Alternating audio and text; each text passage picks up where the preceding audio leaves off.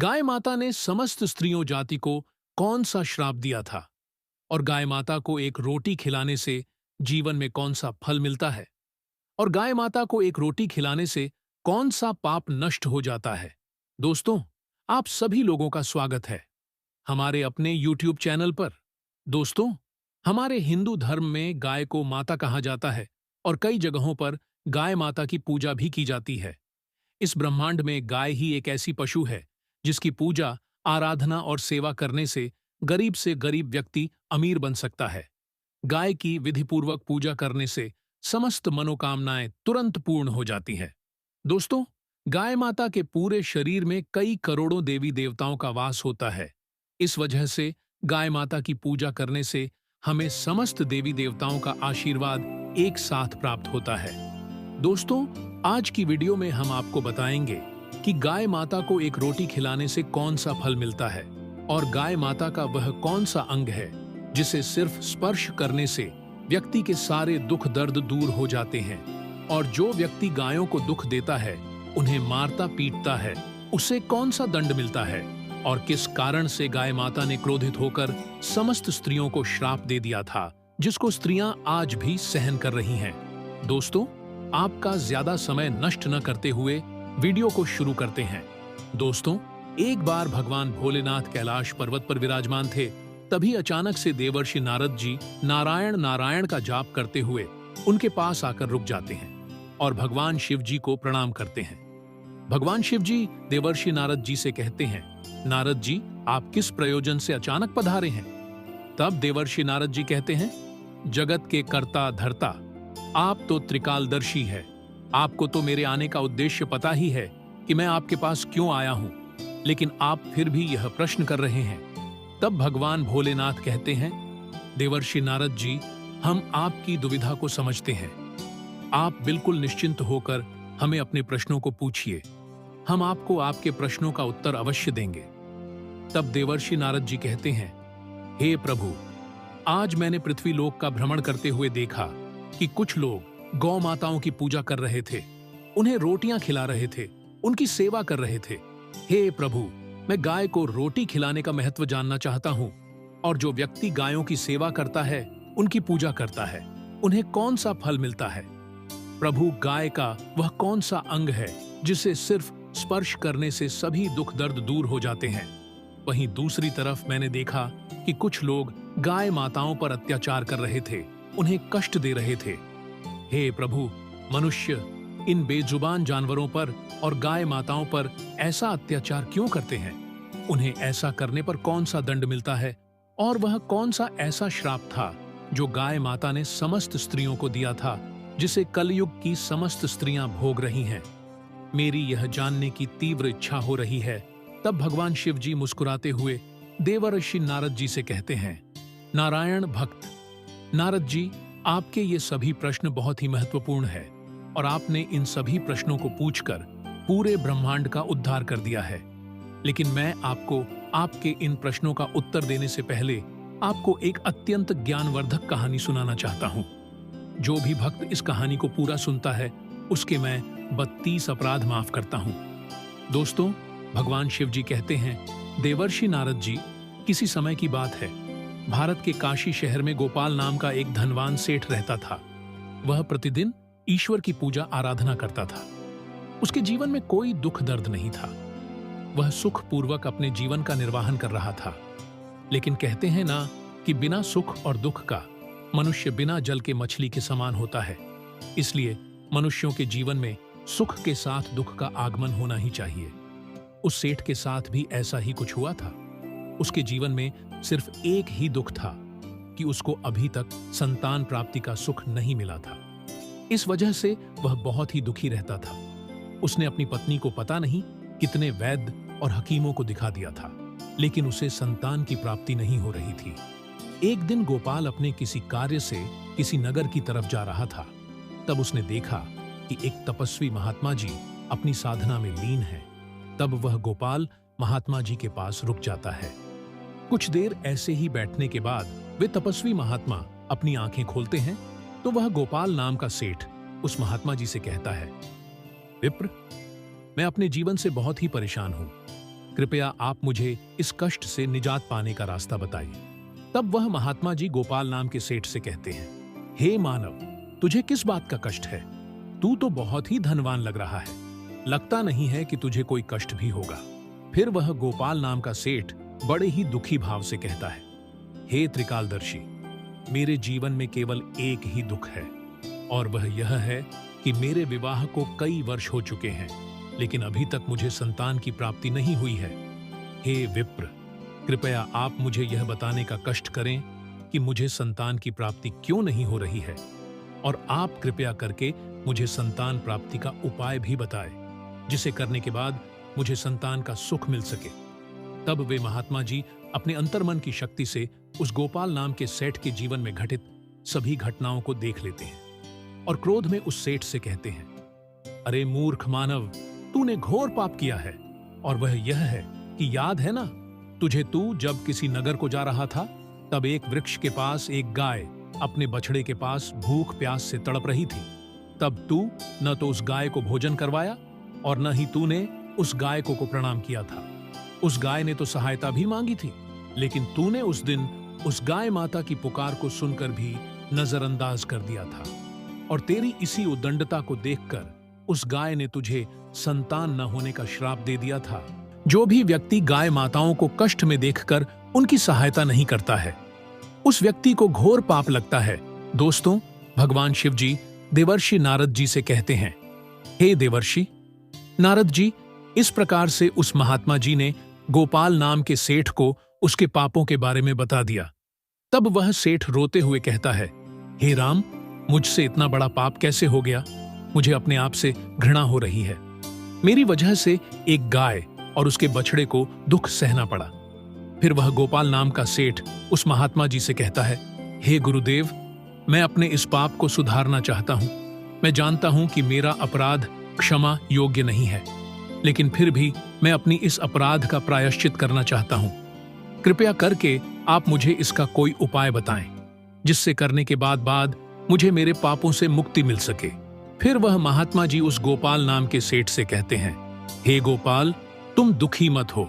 इसका उपाय यह है कि तुम मेरे आश्रम के समीप रहने वाली यमुना नाम की गाय की सेवा करो, उसकी पूजा आराधना करो, वह तुमको अवश्य ही पुत्र का आशीर्वाद देंगे।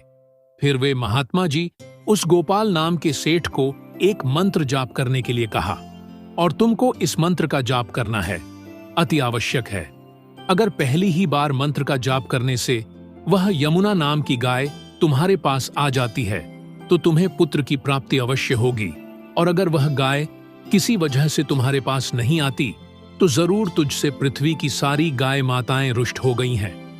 तब वह सेठ उस मंत्र का जाप करने लगता है।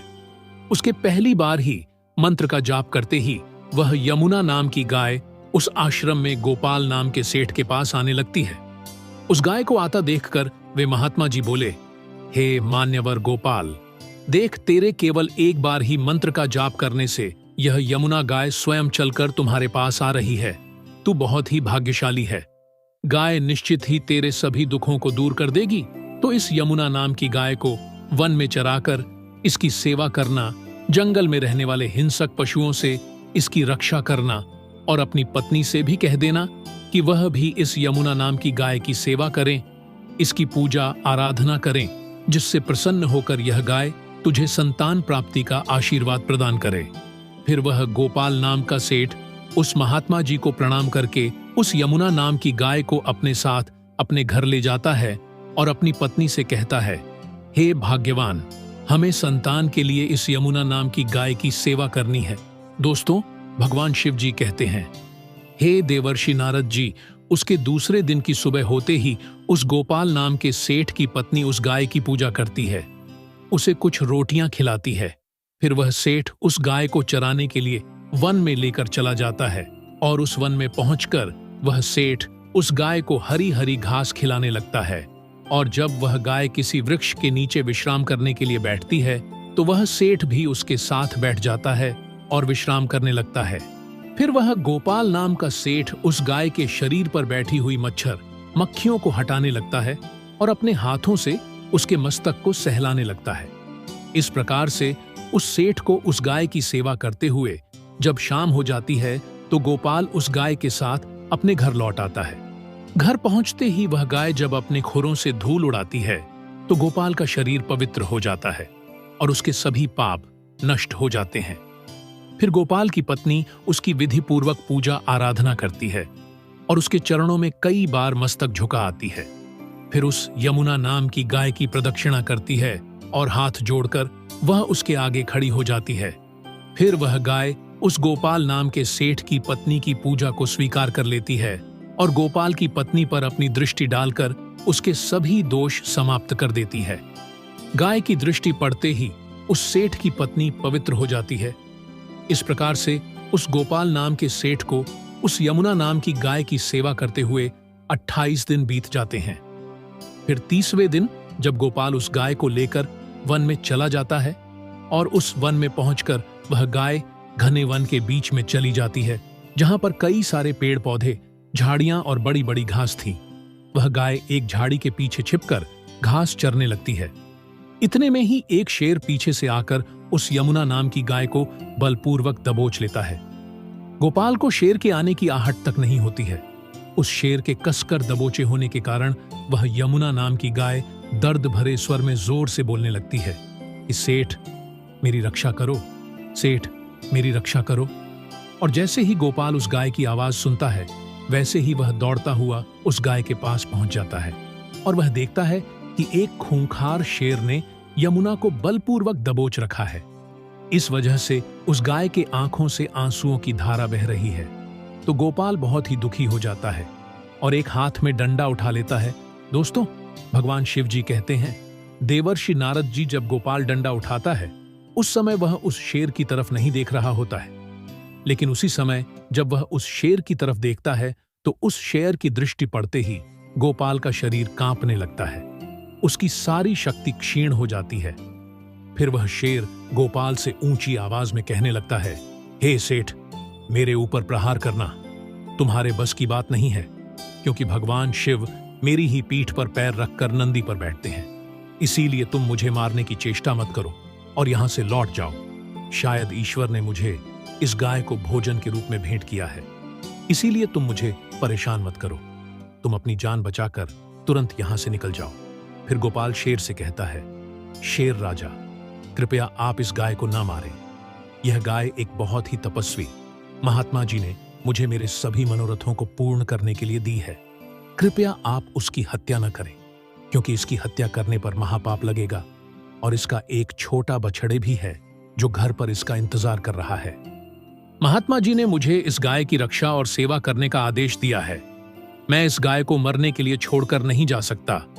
तुम भगवान शिव के सेवक हो, इसीलिए तुम्हारे हाथ से इस गाय को छोड़ा पाना मेरे लिए असंभव है।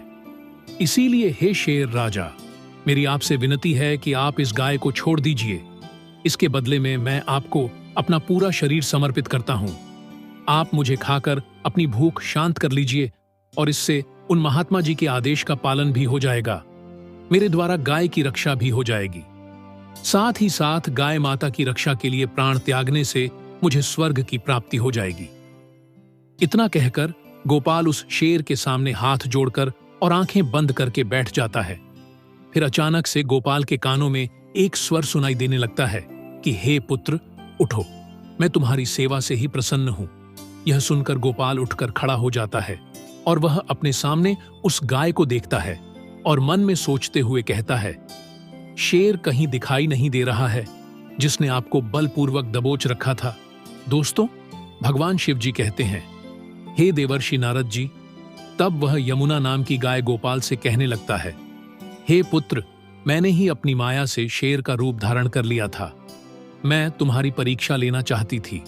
मैं देखना चाहती थी कि संकट में पड़ने पर तुम अपने प्राण बचाते हो या मेरे प्राण बचाते हो। मैंने यह कैसे किया, यह तो यमराज जी भी नहीं जान सकते हैं, लेकिन तुम मेरी परीक्षा में सफल हो गए हो। तुम मेरे प्राणों की रक्षा के लिए अपने प्राण संकट में डालने के लिए तैयार हो गए थे। इसीलिए मैं तुम पर बहुत प्रसन्न हूं। अब तुम मुझसे वरदान मांगो। तुम्हें कौन सा वरदान चाहिए? मैं अवश्य ही तुम्हारी मनोकामना को पूर्ण करूंगी। वह गोपाल नाम का सेठ कहता है, गौ माता, मेरी केवल एक मनोकामना यह है कि कृपया आप मुझे संतान प्राप्ति का सुख प्रदान कीजिए। फिर गाय माता ने कहा, हे पुत्र, तुम एक पत्ते के धोने में मेरा दूध लेकर अपनी पत्नी के साथ पान करो, इससे तुम्हें धर्म का पालन करने वाली संतान की प्राप्ति होगी। वह गोपाल नाम का सेठ कहने लगा, हे गौ माता, मैं आपके मधुर वचनों को सुनकर बहुत ही मुग्ध हो चुका हूं। अब आप मेरे साथ मेरे घर चलिए। मैं आपकी पूजा करके आपको भोजन कराता हूं और सभी प्रकार के अनुष्ठानों को पूरा करके आपके अमृत समान दुग्ध का पान करता हूं। उसके बाद वह गोपाल नाम का सेठ उस गाय को अपने साथ लेकर अपने घर चला जाता है। घर पहुंचने पर उस सेठ की पत्नी आगे आकर उस गाय की पूजा पाठ करने लगती है। गाय ने गोपाल की पत्नी से कहा, हे पुत्री, तुम मेरी पीठ को स्पर्श करो, इससे तुमको अत्यंत गुणवान धर्म का पालन करने वाली संतान की प्राप्ति होगी। फिर उस सेठ की पत्नी ने गाय की पीठ को स्पर्श किया। गोपाल और उसकी पत्नी उस गाय की विधिपूर्वक पूजा आराधना करती है और उस गाय माता के अमृत के समान दूध को प्रसाद समझकर ग्रहण करती है। फिर दोनों उस महात्मा जी के पास पहुंच जाते हैं। तब वे महात्मा जी उन दोनों की खुश देख करके कहने लगते हैं, हे मान्यवर, अब यह गाय तुम दोनों से बहुत ही प्रसन्न है। अब तुम्हारी सभी मनोकामनाएं अवश्य ही पूर्ण हो जाएंगे। दोस्तों, भगवान शिव जी कहते हैं, हे देवर्षि नारद जी, जो भी मनुष्य गाय की सेवा करता है, उसे भोजन खिलाता है, उसकी पूजा आराधना करता है, उसकी सभी मनोकामनाएं पूर्ण हो जाती हैं। और जो भी व्यक्ति गाय की रक्षा करता है, वह कभी भी गरीब नहीं रहता है और मृत्यु के बाद उस व्यक्ति को सीधा स्वर्ग की प्राप्ति होती है और उस व्यक्ति को भगवान भोलेनाथ के साक्षात दर्शन प्राप्त करने का सौभाग्य मिलता है। जो भी व्यक्ति श्रद्धापूर्वक गाय का दूध पीता है, उसे कोई बीमारी नहीं होती है और जो व्यक्ति गाय की पीठ को स्पर्श करता है, उसके सभी पाप तुरंत ही नष्ट हो जाते हैं। जो व्यक्ति गाय को एक रोटी खिलाता है, वह व्यक्ति नरक की वैतरणी नदी को गाय की पूंछ पकड़कर पार कर लेता है। इतना करने से ही मनुष्य सभी ऐश्वर्य और यश को प्राप्त कर लेता है। वह व्यक्ति कभी भी गरीब नहीं रहता है। अतः हमें गाय माताओं की सेवा आराधना अवश्य करना चाहिए, क्योंकि ऐसा करने से मनुष्य को 7 पीढ़ियों तक मनुष्य योनि में जन्म लेने का सुख प्राप्त होता है। गाय माता की सेवा करने वाला व्यक्ति रंक से राजा भी बन सकता है। दोस्तों, भगवान शिव जी कहते हैं, देवर्षि नारद जी, इस प्रकार से गोपाल के द्वारा उस यमुना नाम की गाय की सेवा करने से उसे एक पुत्र और एक पुत्री की प्राप्ति होती है।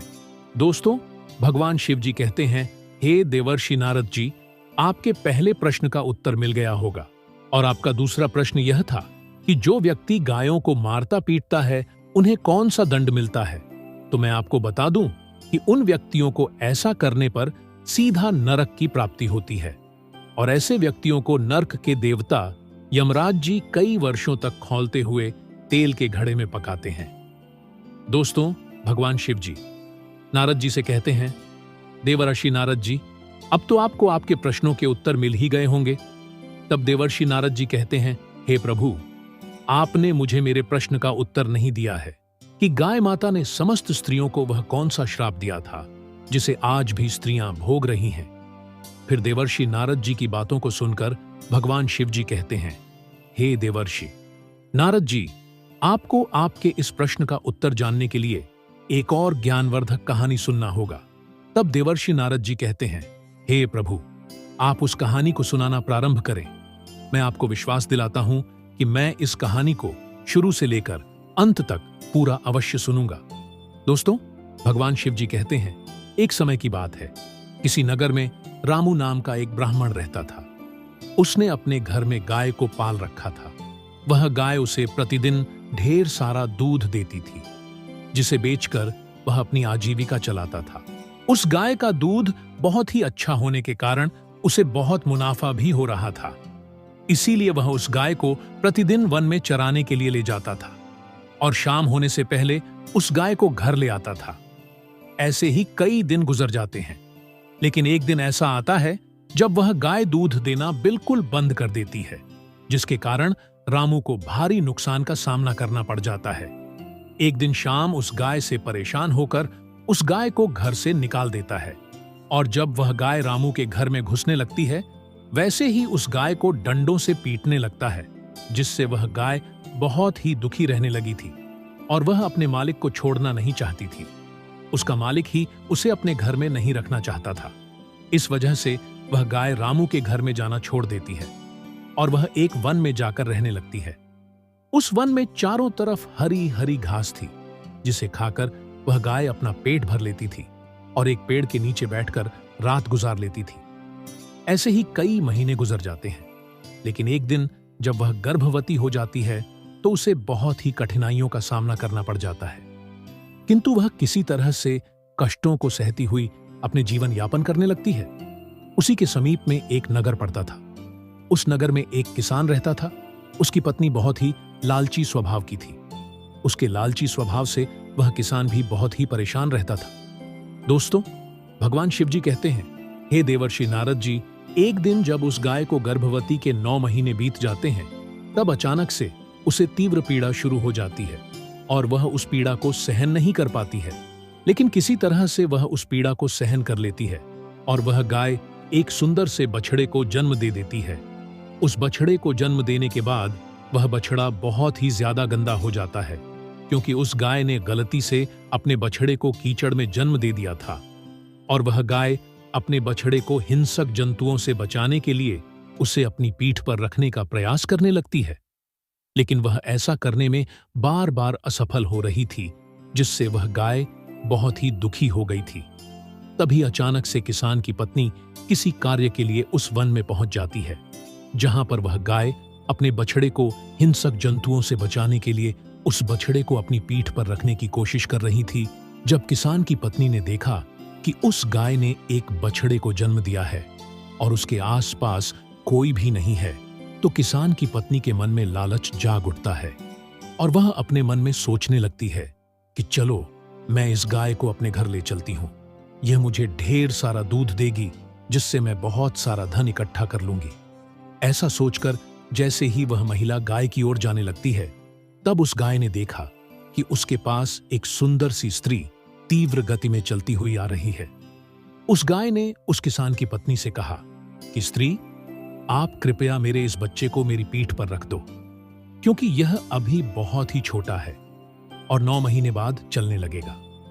उस गाय को यह पता नहीं था कि उसका बच्चा जन्म लेने के बाद चलने लगता है और उस समय मनुष्यों के बच्चे भी पैदा होते ही चलने लगते थे। उस गाय को यह बिल्कुल भी पता नहीं था। उस गाय की बातों को सुनकर वह किसान की पत्नी को हंसी आ जाती है और वह हंसते हुए उस गाय से बोली, अरे मूर्ख गाय, मैं तुम्हारी बच्चे को तुम्हारी पीठ पर क्यों रखूं? तुम्हारे इस बच्चे को देखो तो यह कितना गंदा हो गया है। इसके ऊपर बहुत मिट्टी और कीचड़ भी लगी हुई है।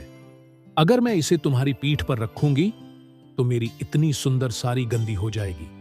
तभी क्रोध में आकर उस गाय ने उस किसान की पत्नी को श्राप देते हुए कहा कि हे मूर्ख स्त्री, तू मेरे बच्चे को मेरी पीठ पर रखने में हिचकिचा रही है और तू मेरे बच्चे को गंदा कह रही है।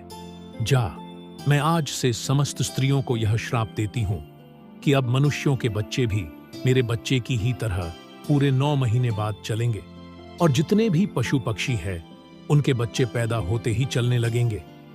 दोस्तों, भगवान शिव जी कहते हैं, देवर्षि नारद जी, इस प्रकार से गाय माता के श्राप को कलयुग की स्त्रियों को भी भोगना पड़ रहा है। ऐसा पहले नहीं था। पहले मनुष्यों के बच्चे पैदा होते ही चलने लगते थे। सतयुग में सुखदेव पैदा होने के तुरंत बाद ही अपने पैरों पर चलने लगे थे और वेद व्यास भी जन्म लेने के तुरंत बाद अपने पैरों पर चलने लगे थे। यह बात तो सतयुग की थी, लेकिन कलयुग में ऐसा कुछ भी नहीं है। कलयुग में मनुष्यों के बच्चों को अपने पैरों पर चलने के लिए कम से कम 9 से 10 महीने लग जाते हैं। इसका कारण यह है कि गाय माता ने क्रोध में आकर समस्त स्त्री जाति को एक भयानक श्राप दे दिया था। उस दिन से समस्त स्त्रियों के बच्चे पैदा होते ही अपने पैरों पर चलने की प्रक्रिया वहीं पर रुक गई थी और गाय माता के श्राप के कारण कलयुग में स्त्रियों के बच्चे 9 से 10 महीने के बाद ही अपने पैरों पर खड़े हो पाते हैं और गायों के बच्चे उसी दिन से पैदा होते ही अपने पैरों पर चलने लगते हैं। इसीलिए किसी की आत्मा को ठेस नहीं पहुंचाना चाहिए, दूसरों के दुख में दुखी हो जाना चाहिए और दूसरों के काम में काम आना चाहिए और साथ ही पशु पक्षियों की सहायता करनी चाहिए। एक स्त्री की गलती की वजह से कल युग की समस्त स्त्रियों को गाय माता के श्राप का फल भोगना पड़ रहा है। दोस्तों, भगवान शिव जी कहते हैं, हे देवर्षि नारद जी, अब तो आपको आपके सभी प्रश्नों के उत्तर मिल ही गए होंगे। तब देवर्षि नारद जी कहते हैं कि हे प्रभु, अब मुझे मेरे सभी प्रश्नों के उत्तर मिल गए हैं और आपने मुझे बहुत ही महत्वपूर्ण ज्ञान दिया है। मैं आपको विश्वास दिलाता हूं कि मैं इस ज्ञान का विस्तार पूरे देवलोक में अवश्य करूंगा। दोस्तों, अगर आपको को यह कहानी पसंद आई हो तो इस वीडियो को एक लाइक अवश्य करें और अभी तक हमारे चैनल को सब्सक्राइब नहीं किया है तो ऐसी ही ज्ञानवर्धक कहानियां के लिए हमारे चैनल को सब्सक्राइब कर लें और कमेंट में हर हर महादेव लिखें